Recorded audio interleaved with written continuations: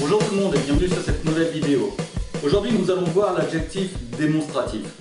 Si vous suivez un petit peu mes leçons, vous avez déjà dû voir la vidéo sur l'article et celle sur l'adjectif possessif. Si vous avez bien appris vos leçons, cette règle va vous sembler très simple. Ici, l'article démonstratif désigne un objet, il montre un objet. On a quelque chose de défini, mais nous ne l'avons pas forcément évoqué auparavant. Cette vidéo, même sans que je l'ai évoqué avant, nous saurons de laquelle il parle. Si je vous parle de ce t-shirt, je ne vous avais pas parlé avant de ce t-shirt et pourtant, vous savez duquel il s'agit. Comme l'adjectif possessif, l'adjectif démonstratif va s'accorder avec le nom, à savoir en genre et en nombre. Alors pourquoi je dis que c'est plus simple que l'adjectif possessif? Eh bien tout simplement ici, il n'y aura pas à prendre en compte le possédant, puisque l'on désigne simplement. Nous aurons donc la différence entre masculin, féminin, pluriel.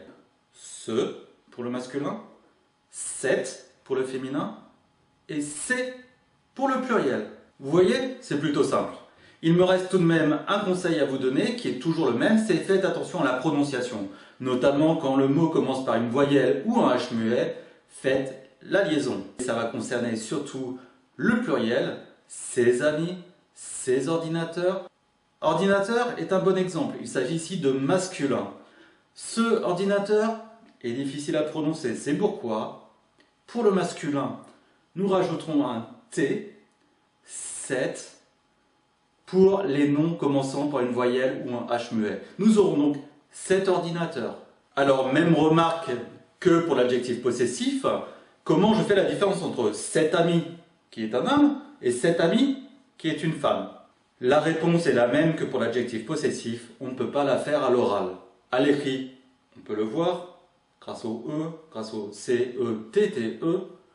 En revanche, quand on parle avec une personne, il faudra paraphraser. Si je vous dis cet ami, je ne suis pas capable de distinguer la fille ou l'homme.